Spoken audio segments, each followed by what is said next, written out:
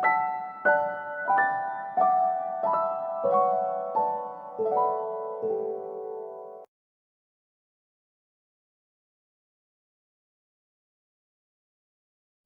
Morning friends.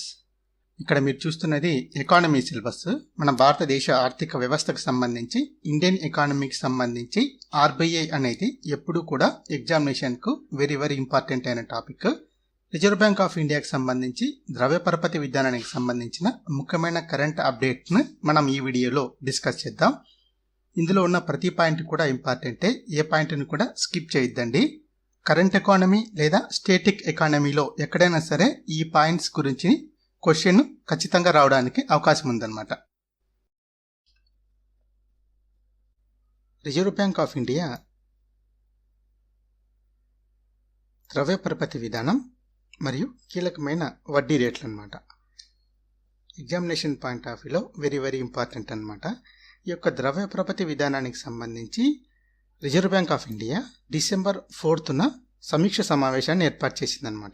ఈ సమీక్ష సమావేశంలో తీసుకున్న కీలకమైన వడ్డీ రేట్లకు సంబంధించిన నిర్ణయాలు మరియు ద్రవ్య పరపతి విధానంలో చేపట్టిన మార్పులు ఇవన్నీ కూడా ప్రతి ఎగ్జామినేషన్కి వెరీ వెరీ ఇంపార్టెంట్ అన్నమాట. ఎందుకు ఇంపార్టెంట్ అంటే అమెరికా కాబోయే నూతన అధ్యక్షుడు డొనాల్డ్ ట్రంప్ డీడాలరైజేషన్ కోసం ట్రై చేస్తున్న దేశాలు కానీ లేదా బ్రిక్స్ కూటమి పైన 100% ట్యాక్స్ను విధిస్తాను అని చెబుతున్న నేపథ్యంలో, దాంతోపాటుగా మన ఇండియన్ ఎకానమీలో నెలకొని ఉన్న ద్రవ్యోల్బణ పరిస్థితుల నేపథ్యంలో రిజర్వ్ బ్యాంక్ ఆఫ్ ఇండియా యొక్క పరపతి విధానం అనేది చాలా ఇంపార్టెంట్ అన్నమాట. 2025 ఫిబ్రవరి వరకు ఇదే విధానం కొనసాగుతుందన్నమాట. ఇందులో కీలకమైన పాయింట్స్ని ఎగ్జామినేషన్లో అడగడానికి అవకాశం ఉన్న ముఖ్యమైన పాయింట్స్ని మనం ఎగ్జామినేషన్ పాయింట్ ఆఫ్ వ్యూలో డిస్కస్ చేస్తే, ఇక్కడ ముఖ్యంగా చెప్పుకోవాల్సిన ముఖ్యమైన పాయింట్ ఎంపీసీ మానిటరింగ్ పాలసీ కమిటీలో సభ్యుల సంఖ్య 6 మెంబర్స్ అనమాట. టోటల్గా 6 మంది సభ్యులు ఉంటారనమాట.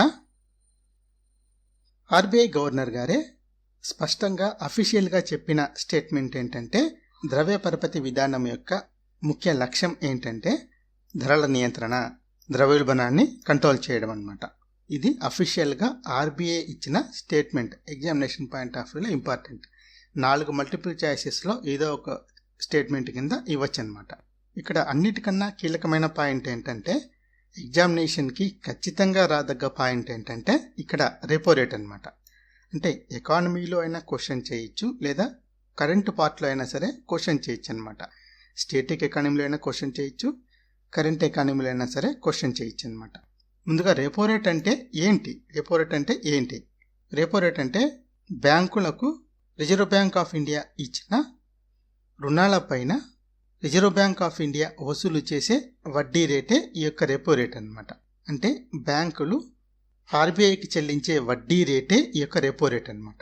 అది దాన్ని 6.5%గా నిర్ణయించింది రిజర్వ్ బ్యాంక్ ఆఫ్ ఇండియా అనమాట. ఇక్కడ గమనించాల్సిన పాయింట్ ఏంటంటే, చివరి 11 సమీక్షా సమావేశాల నుండి రెపో రేట్ను యథాతథంగా కొనసాగిస్తూ వస్తుంది రిజర్వ్ బ్యాంక్ ఆఫ్ ఇండియా అనమాట.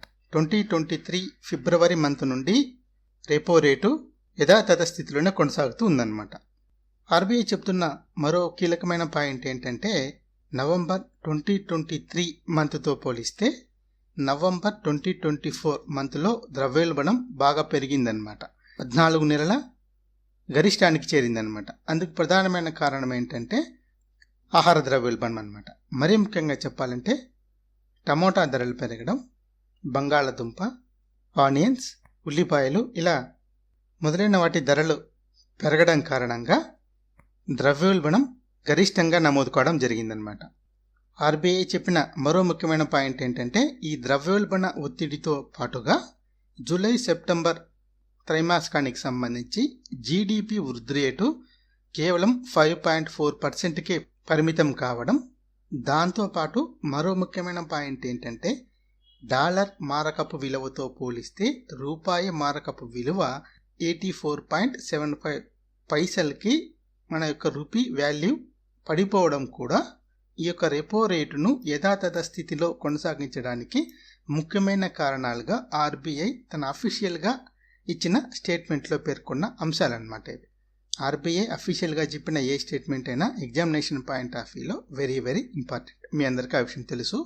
సో ఈ కారణాల దృష్ట్యా ఎంపీసీ మానిటరింగ్ పాలసీ కమిటీలోని మొత్తం 6 సభ్యుల్లో 4 సభ్యులు రెపో రేట్ను యథాతథ స్థితిలో కొనసాగించడానికే, అంటే 6.5%నే కొనసాగించడానికే తమ ఓటును వేయడం జరిగిందనమాట, తమ మద్దతును తెలియజేయడం జరిగిందనమాట. మన ఇండియన్ ఎకానమీలో ఇలాంటి ద్రవ్యోల్బణ ఒత్తిడి నెలకొని ఉన్న నేపథ్యంలో వార్షిక రీటైల్ ద్రవ్యోల్బణాన్ని ఆర్బీఐ 4.5% నుండి 4.8%కు పెంచడం జరిగిందనమాట. ఇంపార్టెంట్. దీన్ని బట్టి కామన్ మ్యాన్కు ఏమర్థం కావాలి అంటే ఇప్పట్లో ధరలు తగ్గే పరిస్థితి కన్నిచూపు మేరలో కనిపించలేదు అనేది కామన్ మ్యాన్కు అర్థం కావాల్సిన పాయింట్ అనమాట. ధరలు పెరిగే అవకాశమే ఉంది తప్ప తగ్గే అవకాశం చాలా తక్కువగా ఉంది అనేది ఆర్బీఐ అంచనాల ద్వారా మనకు ఇండైరెక్ట్గా అర్థమవుతున్న పాయింట్ అనమాట. సో ద్రవ్యోల్బణం అనేది మరింత పెరిగే అవకాశం ఉందన్నమాట. తర్వాత మరో ముఖ్యమైన పాయింట్ ఏంటంటే సిఆర్ఆర్, క్యాష్ రిజర్వ్ రేషియో. అచ్చమైన తెలుగు ట్రాన్స్లేషన్లో చెప్పాలంటే నగదు నిల్వల నిష్పత్తి అనమాట. ఏంటి క్యాష్ రిజర్వ్ రేషియో అంటే బ్యాంకులు తమ వద్ద ఉంచుకునే కనీస నగదు నిల్వల నిష్పత్తి అనమాట ఇది. దీన్ని 4.5% నుండి 4%కి ఆర్బీఐ ఈ ద్రవ్య పరపతి విధానం ద్వారా 4%కి తగ్గించడం జరిగిందనమాట. 4.5 to 4%కి తగ్గించడం జరిగిందనమాట. ఎందుకు తగ్గించింది అంటే బ్యాంకుల వద్ద ఉన్న, అంటే బ్యాంకులకు అదనపు నిధులను సమకూర్చడానికి 4.5% నుండి 4%కి ఈ సిఆర్ఆర్ను తగ్గించడం జరిగిందనమాట. 4.5% నుండి 4%కి తగ్గించడం కారణంగా బ్యాంకులకి 1.6 లక్షల కోట్లు రూపాయలు అదనపు నిల్వల కింద సమకూరే అవకాశం ఉందన్నమాట. ఇంపార్టెంట్. సో ఇక్కడ ఏంటంటే బ్యాంకింగ్ వ్యవస్థలో తగిన నగదు నిల్వలు లభించి స్వల్పకాలిక వడ్డీ రేట్లు తగ్గి రుణాల డిమాండ్ పెరిగే అవకాశం ఉందనేది ఆర్బీఐ అంచనా అన్నమాట. రుణ డిమాండ్ పెరగడానికి ఇది దోహదం చేస్తుంది అనేది ఆర్బీఐ అంచనా అన్నమాట. ఇక్కడ మరో కీలకమైన పాయింట్ ఏంటంటే జీడిపి అంచనా రేటును కూడా ఆర్బీఐ సవరించిందనమాట. గతంలో 7.2%గా అంచనా వేయగా దాన్ని 6.6%కి తగ్గించడం జరిగిందనమాట. ఈ యొక్క ద్రవ్య పరపతి విధాన సమీక్ష తర్వాత అనమాట. ఎందుకు మన జీడిపి వృద్ధి రేటును ఆర్బీఐ సవరించింది అంటే గ్లోబల్ ఎకానమీలో ఉన్న అప్స్ అండ్ డౌన్స్, అమెరికా అధ్యక్షుడిగా డొనాల్డ్ ట్రంప్ ఎంపిక కావడం, దాంతోపాటు డాలర్ను మరింత పటిష్టం చేస్తానని ప్రకటించిన నేపథ్యం, దాంతోపాటు విత్ ఇన్ ద కంట్రీ మన ఎకానమీలో కూడా ద్రవ్యోల్బణ పరిస్థితులు నెలకొని ఉండడం, మరీ ముఖ్యంగా క్రూడ్ ఆయిల్ ధరల్లో అప్స్ అండ్ డౌన్స్ ఇంకా కొనసాగుతూ ఉన్న నేపథ్యంలో మన జీడిపి వృద్ధి రేటును ఆర్బీఐ సవరించడం జరిగిందనమాట. సో గతంలో 7.2 నుండి ప్రజెంట్ 6.6కి సవరించడం జరిగిందనమాట. ఇంపార్టెంట్, గుర్తుపెట్టుకోవాలి, ఖచ్చితంగా క్వశ్చన్ చేస్తారు దీన్ని. దాని తర్వాత మరో ముఖ్యమైన పాయింట్ ఏంటంటే మన భారతదేశ జీడిపి అత్యధికంగా సేవా రంగం నుంచి లభిస్తున్నప్పటికీ కూడా మన భారతదేశ ఎకానమీకి వెన్నెముక ఇప్పటికీ కూడా వ్యవసాయ రంగమే అన్నమాట. So reserve bank of India వ్యవసాయ రంగ పురోగతిని కూడా దృష్టిలో ఉంచుకొని వ్యవసాయ రంగంలో తనఖా లేని రుణ పరిమితిని పెంచడం జరిగిందనమాట.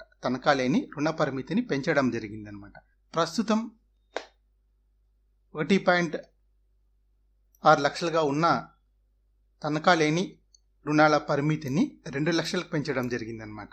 ఇది రిజర్వ్ బ్యాంక్ ఆఫ్ ఇండియా తీసుకున్న పాలసీ నిర్ణయం అన్నమాట. యాక్చువల్గా 2019 నుండి ఈ యొక్క 1.6 లక్షల రుణ పరిమితి అనేది కొనసాగుతుండేదన్నమాట. ప్రస్తుతం దాన్ని 2 లక్షలకి పెంచడం జరిగిందనమాట. తనఖా లేని రుణాల పరిమితిని ఆర్బీఐ 2 లక్షలకు పెంచడం జరిగిందనమాట. ఈ ద్రవ్య పరపతి విధానం ద్వారా అన్నమాట. గుర్తుపెట్టుకోవాలి, వెరీ వెరీ ఇంపార్టెంట్.